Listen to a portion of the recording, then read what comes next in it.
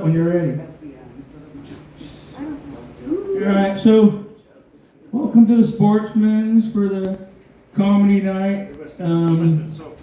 Thank you, Mercy, for putting it on. I told her to put me on first so she can get me off first.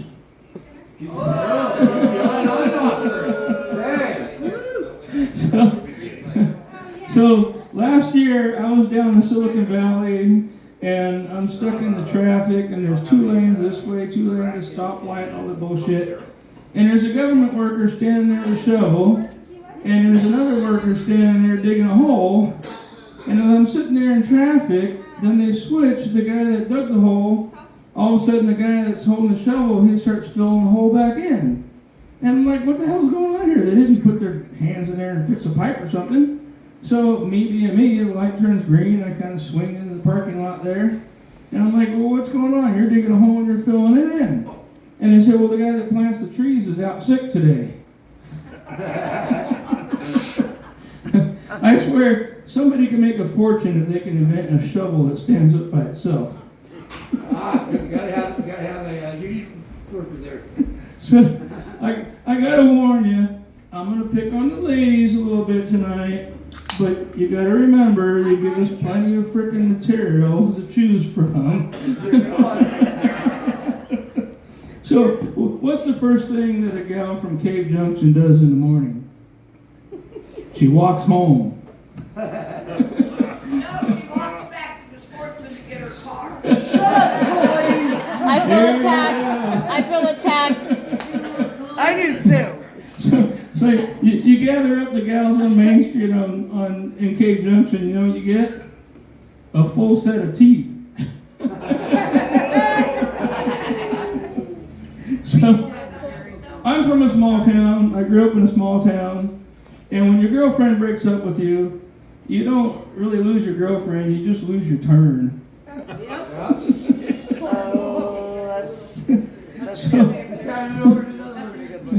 So I have some advice for the guys in the crowd, and I have developed a system to measure where you are in the status of your relationship.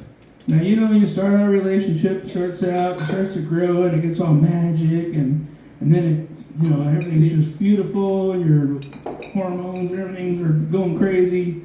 And then after a while, it kind of tapers off, and it kind of gets comfortable and a little lazy, and then, a few years later, the kind of the magic's gone. And so I got a system figured out.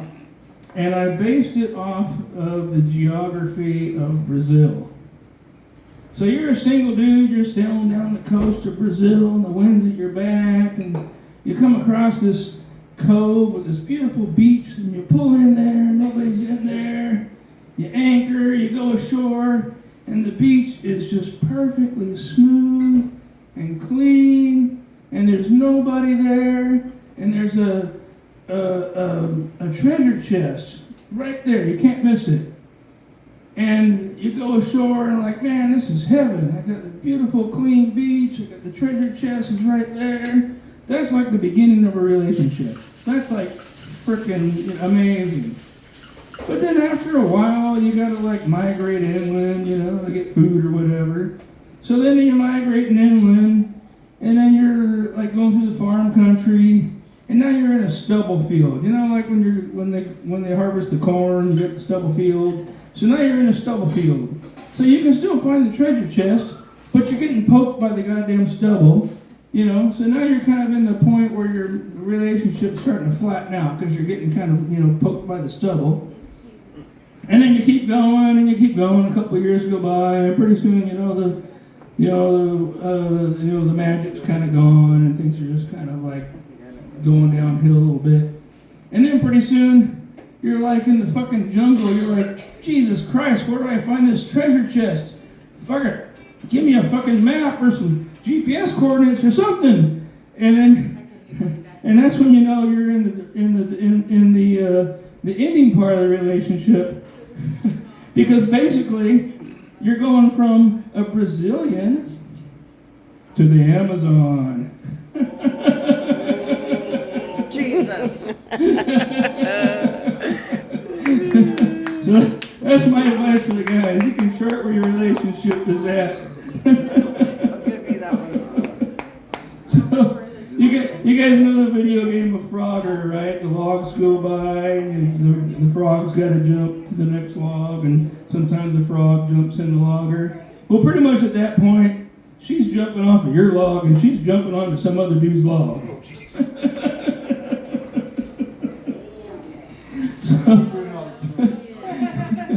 I told you I was going to be rough on the ladies. So Oh, that's a lot just of rough on Frogger. a lot of women, not all, but a lot of women are like spaghetti. They're straight until they're wet. So I have this. I'm really good friends with this lesbian couple, and they're gorgeous women, beautiful women, and we're good friends. And I had a birthday last month. Taurus, bull, figured it out, and they gave me a gift, and I was like really surprised. And it's this little box, and I open it up, and it's a watch. I'm like, wow, I'm really touched. They gave me a watch, and I'm like, well, how did you? What gave you the idea to give me a watch? And they said, well, you told us. I said, I told you. They said, yeah, you keep telling us you want a watch. You want to watch? I actually don't wear a watch. It reminds me too much of handcuffs. So if a white guy beats up a white guy, he gets arrested for assault and battery. But if a white guy beats up a black guy, he gets arrested for impersonating an officer.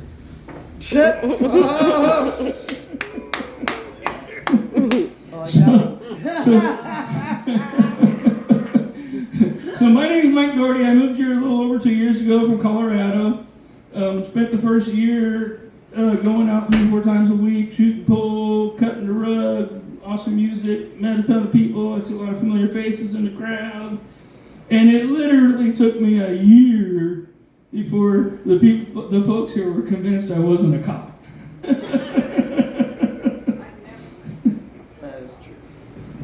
So this is actually my second time ever of doing stand-up comedy, or at least attempting to do stand-up comedy.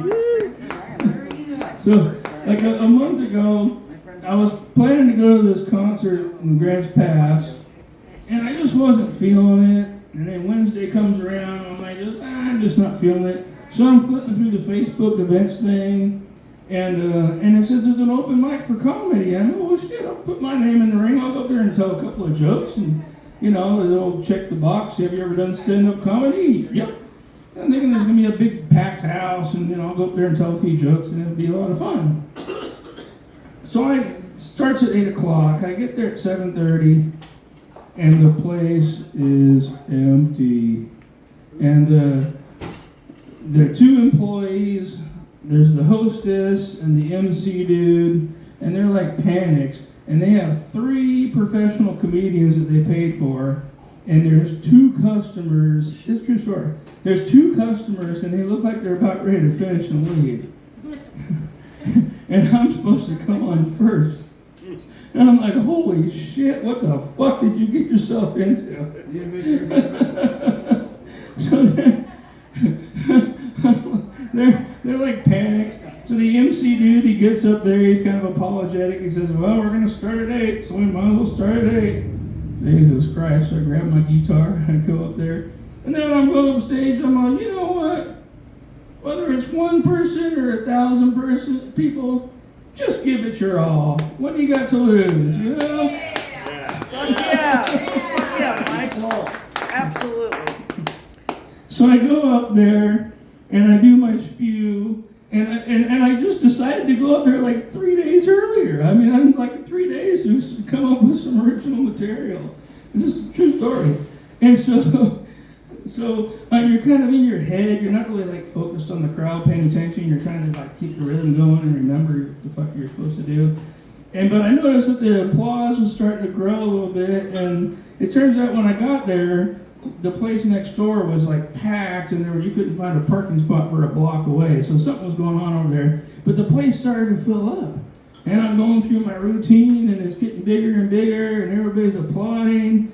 And pretty soon, I got a couple of stupid little songs I play on my guitar, and then I look up. I'm done from my cowboy hat, and the place is like packed or close to packed, and they're all cheering. And the MC comes jumping up on stage, give it up for Mike Doherty, yay! And they're all woo! And I thought, I made these people happy. Yeah, I made a fool out of myself. I don't give a shit, you know? Think whatever you want. But if you have the opportunity to make people happy, fucking do it. Who cares if you look like an idiot, you know?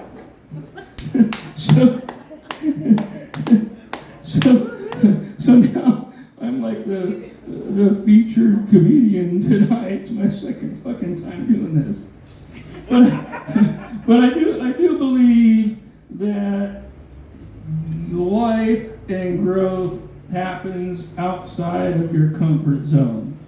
You got to push yourself. If you're not a little bit afraid, you're not pushing yourself hard enough.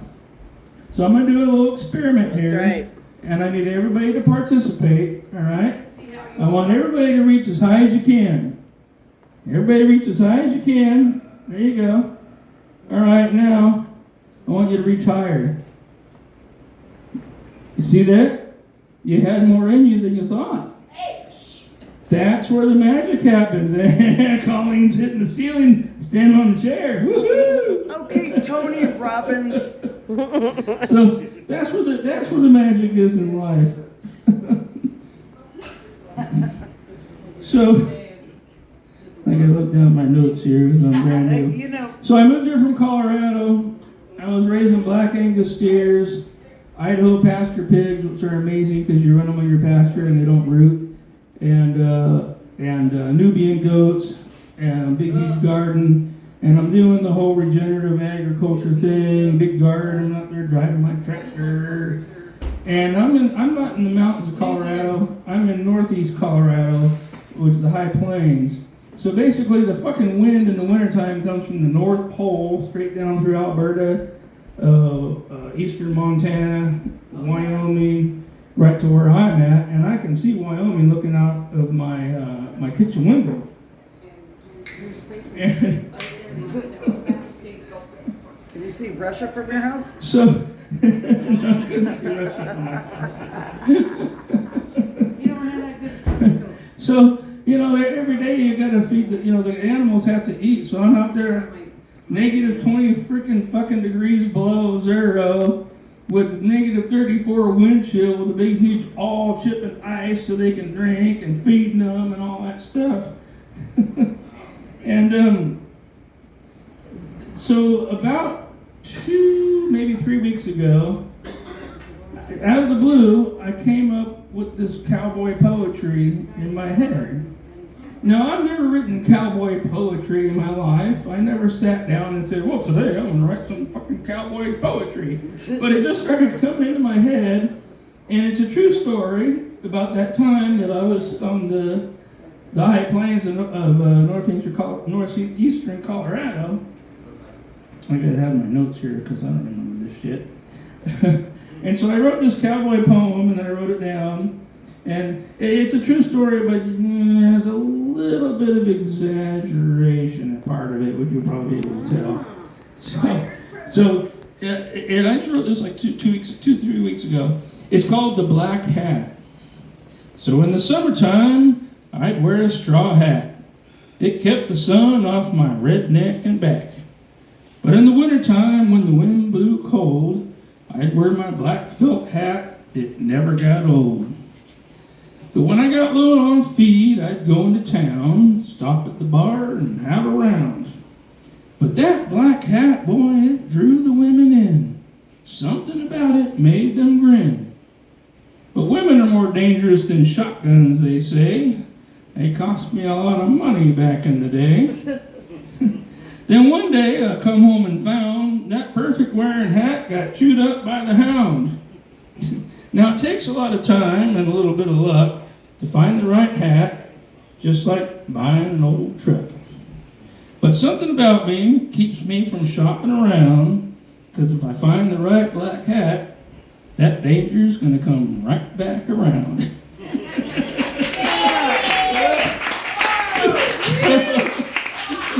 My first and only cowboy poetry. My phone when you're. My phone. So then, earlier this year, I was coming back from Vegas, landed in Medford. I'm driving up Hayes Hill, and I start just I don't know why, I just start plugging in different words to an old classic country song to try and kind of like turn the meaning on its head. And the song was a big hit in the late 60s, and that was a very tumultuous time when you had the peace, love, anti-war hippies, yay, and then you had the segregation, redneck, racist on the other side, boo, and it was actually the first song, or at least the first hit song, that said marijuana on the radio. And we are in Cave Junction. So I started coming up with these lyrics to try to turn the thing on its head, and but I still had to keep all the original lyrics just so I still had a song. But when that period, that's not when I came up. I'm Gen X. So the redneck to me is synonymous with like country boy. So we would have like a bonfire party on a Friday night out on a big ranch. I grew up in a rural county where there's more cows than people. And we stand around the bonfire, and you had like the preppy with the salmon polo shirt, and then you had the metalhead with the Metallica shirt and the leather vest with, anthrax and patches on it. And then you had the dorky redheaded dude that played the trombone in the band, and then you had the jock. We didn't have these cliques because we didn't have enough people. So I learned a powerful lesson in high school, at the rural high school, and that it doesn't matter what you are, it matters who you are. So when I use the term redneck in my generation, that just meant that we like to, drive our trucks through the mud, Hank Williams Jr. cranking on the radio, beer between the legs. But it was synonymous with country boy. It wasn't like a racist thing. So with that in mind, I'm going to go through this little ditty on this little song that I kind of wrote. I'm sure you'll recognize it. But like I said, I tried to try and flip the lyrics around, so give me a second here. You ever been to a tire fire, Mike? What do you think our bonfires were? You just like you go home and you're just black, and my parents are like, where have you been? I was just hanging out with Summer. Oh shit! You smell like tire fire. Bowling balls. All right, so I'm sure you're going to recognize the song, but the words are going to be a little different. No, that ain't it. I didn't know she was like something else. I had two loading trucks. Can y'all hear that? Of course, it looks like a freeway. We all smoke marijuana in Cave Junction. We all take our trips on LSD. We all burn our blunts down on Main Street. We like living right and being free. We sometimes make a little party out of loving. We like shooting guns and cutting wood. We don't let our hair grow long and shaggy, like the hippies out in Tacoma do. Great people. And I'm proud to be a redneck from Cave Junction, a place where even squares can smoke a bowl. we still wave our finger down at the courthouse. And white lightning still the biggest thrill of all. In Cave Junction, state of Jefferson, USA.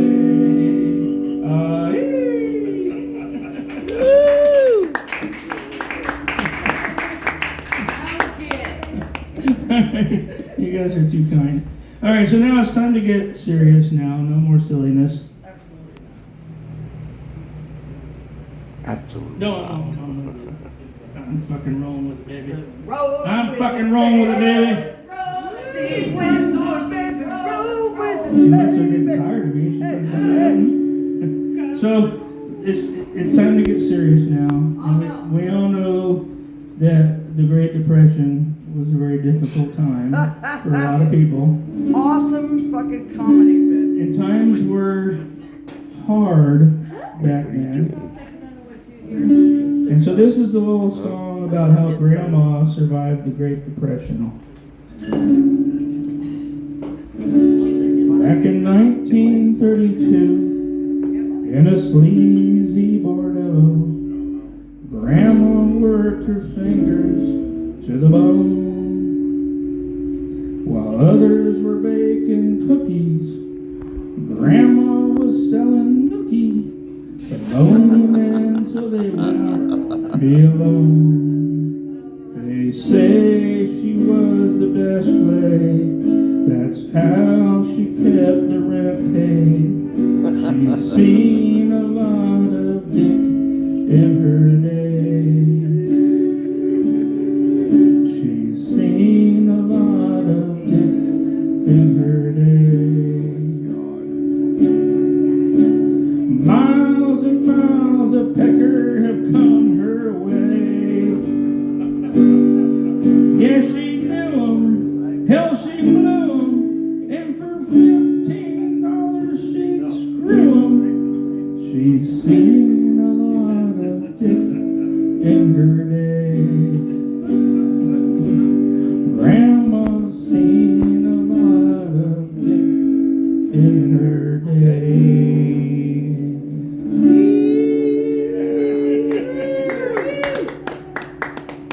Oh, you're all too kind. Thank you very much. We love you, Grandma. We love you. We love you, Grandma. I think everybody's loved Grandma, it sounds like. Right?